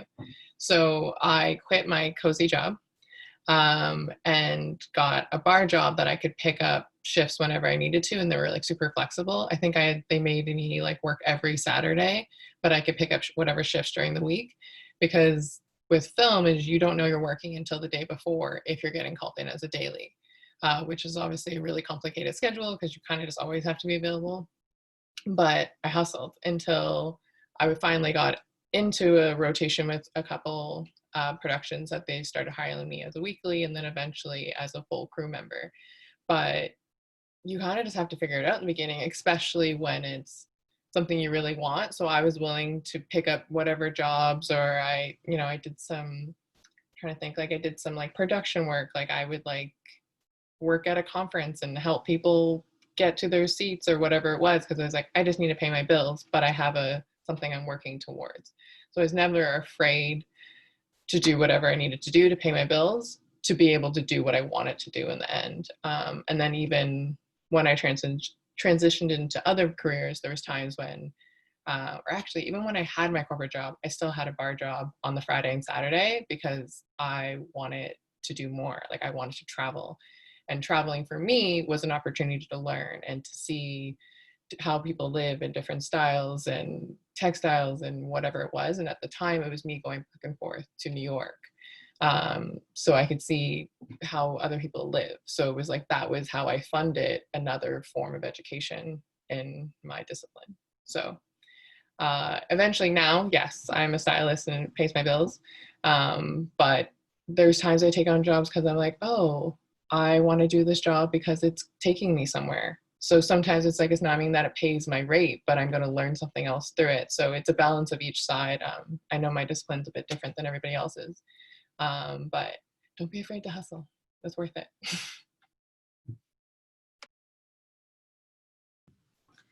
Yeah, I echo that. Like, I hustle. Jewelry does not pay my bills. Like, I do it because I love it. And the last maybe 3 years have been sincerely profitable, but not even like crazy profitable, because I'm only making like between 5 and 10 of a run, right? And my price point is affordable. Like I'm not making crazy luxury, like, hundreds of dollars jewelry. So, like obviously I've put kind of a limit on how much I can make through jewelry, but then also doing jewelry has brought me all over the world. Like I've done artist residencies in Ghana. I've studied with goldsmiths in Trinidad. Like I went all over the place because I had an artistic practice and because I had a business, and those experiences are kind of worth more than money to me. I mean, I got bills to pay, But you know, so aside from that though, I also, like, I just finished my master's at OCAD last year in strategic foresight and innovation. So now I, like, professionally, I work as a consultant for businesses in foresight. But my art practice is what fuels my soul. You know what I mean? So yeah, no, Wild Moon Jewelry does not cover the mortgage, you know, so, but I still love to do it. Yeah, I think speaking from for me, I mean, right now, like I'm just finishing up my master's of design degree, and for me, like making is such a big integral part to who I am. But I just kind of know that it's not going to be the main source of income for me, and I think that it's okay for it not to be. I mean, right now, like I'm working towards being in academia, but also being a designer. And so I think having those interdisciplinary ways of mind and of living is not a bad thing at all. And yeah, I mean, for me, it's like I'm still working towards being able to fully financially sustain myself just with my artistic practice. And yeah, but I don't think that, you know, you don't have to just sustain yourself with the artistic practice. I think kind of like Asia was saying, you know, you can have different types of jobs in order to sustain yourself in different ways. So yeah.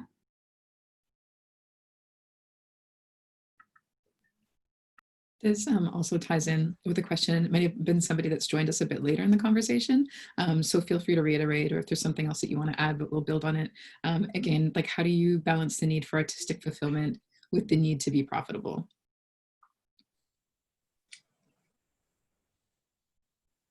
At some point, you just have to pay for things. You have bills to pay.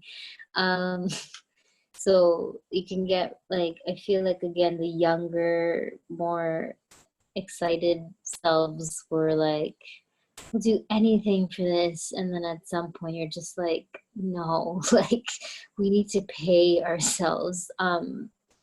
It's been a crazy journey with Amrit and I. We should have probably quit like a long time ago, over and over again. Like, on paper, like, we shouldn't exist actually as a company, as a business, because we weren't looking at it as a business. So that was the result. And then we kind of had to flip something in our mind, and there was this weird relationship with money and the idea of the exchange of money with the value of art and all of that. So we've gone through a lot of that on dismantling in our own minds and through our work.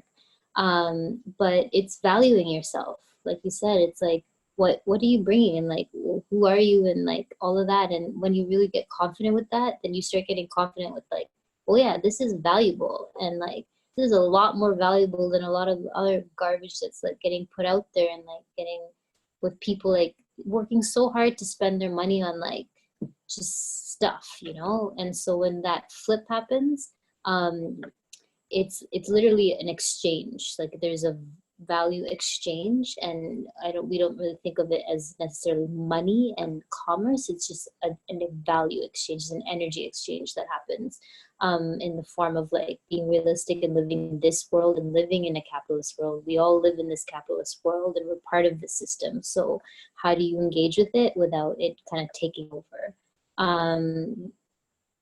Yeah, so like Amrit and I started just the two of us, and with our master tailor who cut all our patterns, and he's still our master tailor now. There's three of us, and we never really paid ourselves a salary like Asia. Like, it took us around the world, so that was the payment. That was the learning, was getting to access all these spaces and having homes to stay in when we go to New York, and getting taken care of in Trinidad, and like being hosted and being able to throw pop-ups with people, you know. And like, there's an exchange happening, and it was like, it's a barter vibe. Like, you exchange and you open up communities. So that kind of was the payment. only recently, we've been doing this for 11 years, only recently have we started taking a small salary, and thinking about like as we're getting older and like, you know, just our goals and dreams of like if we want to get a house or what we want to do support our family, like how do we do that, right? So really taking that seriously and making that a priority at this point. We should have done that maybe a long time ago, because this is our bread and butter, this is our livelihood, like everything we do has been through this space, and it's been challenging. But now we have a team of like 17 people. We have to pay everybody's salary every month on time, and that really puts the fire under your ass when you're responsible for other human beings' livelihood. That's when shit gets real. And during this pandemic, like that was the most realist thing. We thought we would have to shut down like in April. We were like, oh my God, we're gonna have to lay everyone off, and like what is gonna happen? So that's why that pre-order, when we put it out, meant so much to us, because it allowed us to like maintain our team, and now we're back on our way, you know. But I think just being responsible for others really sets you and checks you on your own responsibility to yourself. And then it just like, when you see people getting a livelihood because of the little idea that you had, it really takes it to the next level for me personally. And makes you value yourself in a different way. So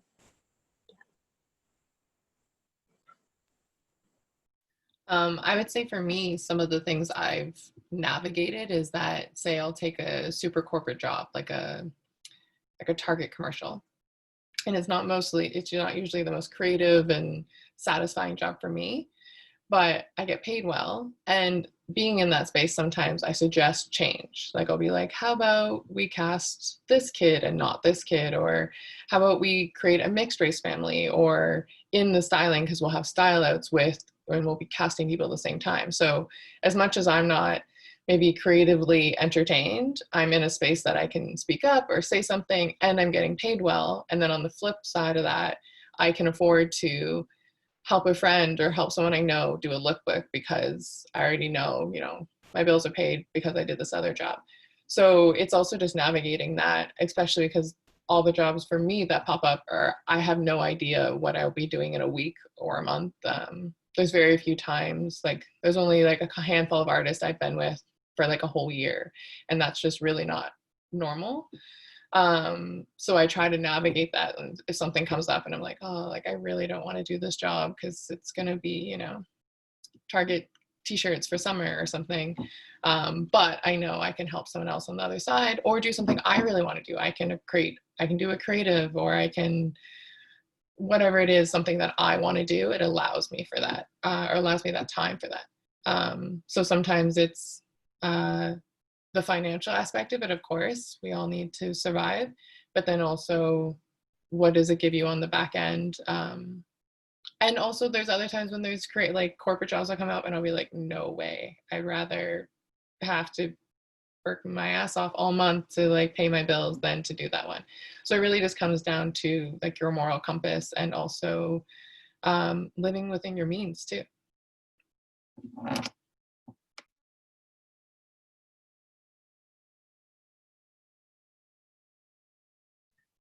I have one last question. Did anybody want to add to the last question before we move on? Okay.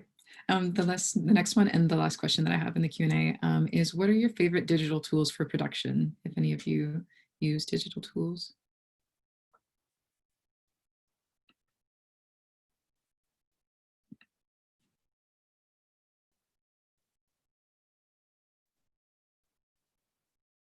No one?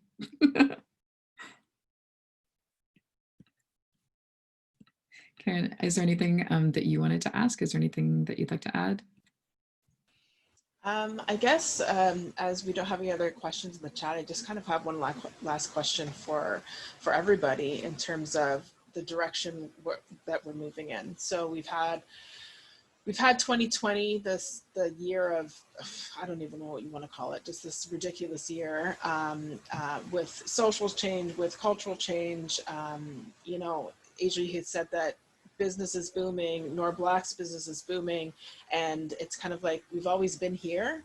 I just kind of wanted to ask, where do you think things are going? Like as we go and move out of this horrific year and go into 2021, where do you see the future of Courtney? Where do you see the future of styling? How has the pandemic and how has socially that has adjusted the way things are done?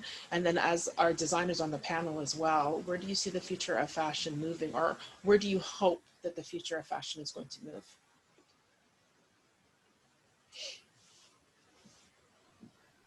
I hope that the future of fashion becomes more political and directed. My favorite author's name is Octavia Butler. She wrote a great set of books, highly recommend it. But I think what I learned mostly from reading her work is that we co-create this reality. And through our art and through artistic practices and through everything we put out, we can, you know, like influence things, even if it's in small ways. We have that power and we need to step into that power and realize that. Shameless plug, I made some earrings. One says Black Lives Matter and the other one's defund the police. And proceeds from the sales of those earrings go to two organizations that I think are really cool, which is the Black Legal Action Center here in Toronto, and then the Free Black University, which is based in the States. Again, I'll drop those links. But I really feel like if like all our art has to be intentional, political, has to push forward the reality that we want. As Courtney was saying, it's like even in the small ways that we take up space, like the small ways that we can influence who gets put in on our marketing campaigns, who gets put in spaces, who gets opportunities. Those types of things are small steps, but very, very important steps that are. It's proven that it's revolutionizing the fashion industry as we know it today.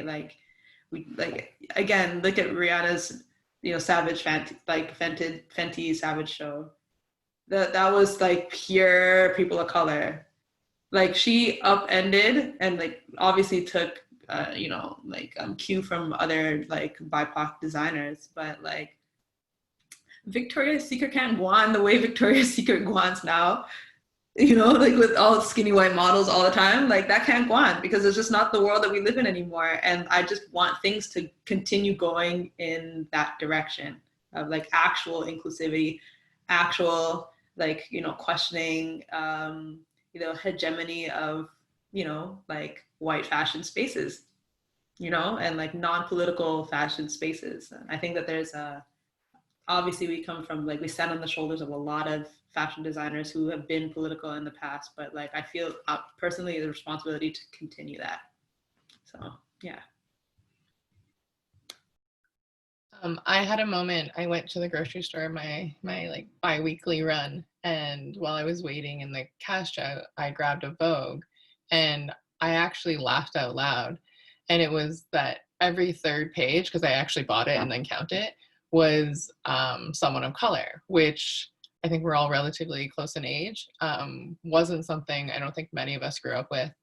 And I think there's a part of me, I think I laughed because I was like, some of it feels a bit like, okay, you're doing it because you have to do it, but just seeing it at all is a change. And do I believe that this is going to be the thing that goes forward completely? No. But if we go from what we used to be was like one page to now every third page. And if we balance out eventually that it's, every seventh page, it's still a change. And especially in those spaces and say somewhere like Vogue, that was a white world before. It was a wealthy white world. And now it includes everybody. And then even so far as like also sizing, including not just people of color, but also people of color of many sizes. So I'm hopeful that we're in a bubble right now and it's really high, but if we could even balance out that we come and there's just like inequality across the board, I'm hopeful that it's not an afterthought anymore.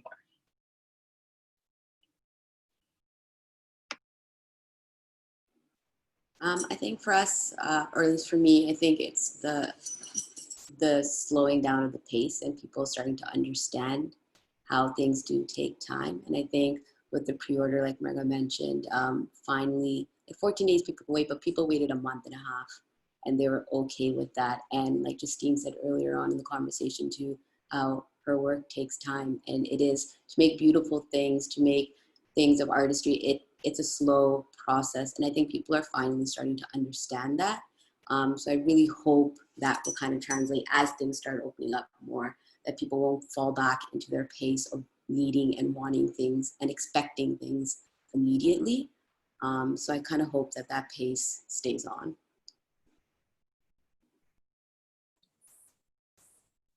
Yeah, and building on that too, as Asia had mentioned, like art is political, but I feel like everything is political. So how you move in life, how you lead your team, how you present things, how you wear things, everything. So being intentional with that from a maker standpoint, but in the kind of bigger business world, really looking at who the decision makers are in that. And I know that's starting to happen right now.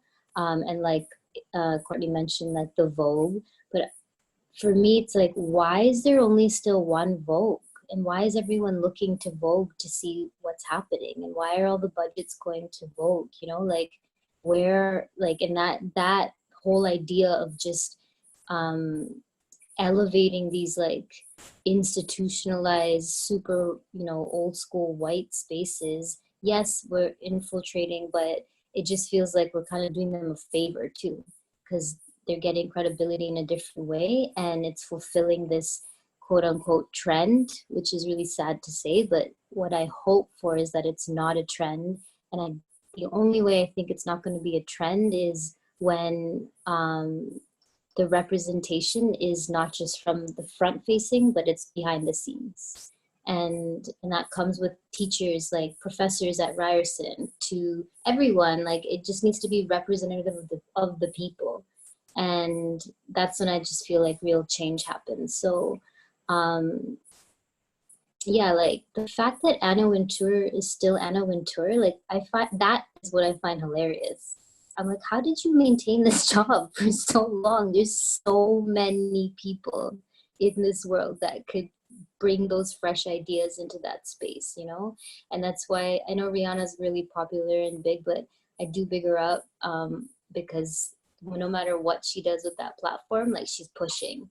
And she is working with like LVMH, and you know they're also institutional, but she's pushing through whatever platform, and it feels like it's been consistent and honest, and I respect her for that because she has such a big kind of following, and she does it from that landscape, which is amazing, and then we all do it from, you know, wherever we're at. So it all matters, right? The whole thing, the whole spectrum of it matters. So yeah, I hope that this is just not a trend. Yeah, I totally agree with that too. I really hope that this is not a trend.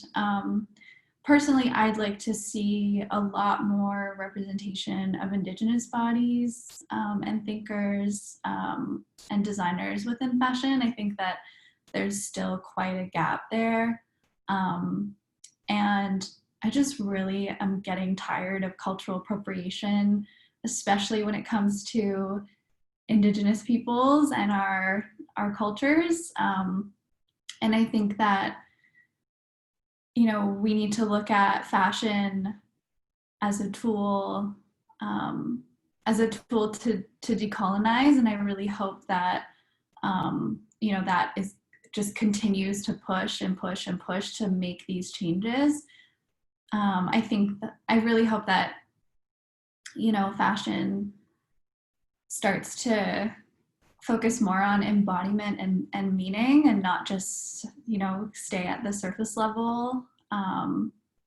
Yeah, I mean, I think fashion is a great tool to visually communicate politically, and yeah, just kind of bouncing off of what everybody said. I think that it's a tool that can really make change, and I hope that moving forward, you know, we see just a lot more representation and a lot more acknowledgement, and just a lot more care, I think, to all bodies and all identities and everybody. So. Well, I guess having these conversations, of course, is what's going to help us push forward. So thank you. We're like so on time, Nadine. It's like amazing. We're right at 3 o'clock, right? It's amazing. So thank you so much for taking time out of your day, taking some hours out of your sleep as well, to be with us to continue the conversation, because the conversation has started. We always say you have to start the conversation. It started. So now it's continuing the conversation and starting to make spaces, make ourselves known in spaces, and also be speaking up as well as we continue on this journey together. So thank you to Courtney and to Amrit and Mriga and Justine and Asia and Nadine also for putting all these wonderful women together as well. Thank you so much for that. So I think that's going to be it. Nadine, is there anything else that you wanted to add? No, I just wanted to thank everybody for coming. I appreciate it. And I know it's super late in India, so thank you for hanging in, Mriga and Amrit.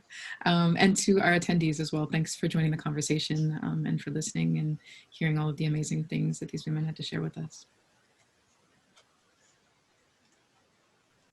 Thank you. Thank you too. Yes. Thank Thank you. Should we sign off now?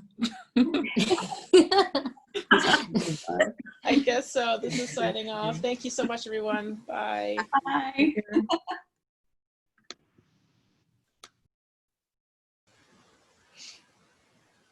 I'm going to stop the video, the recording, and then I'll call you. Okay.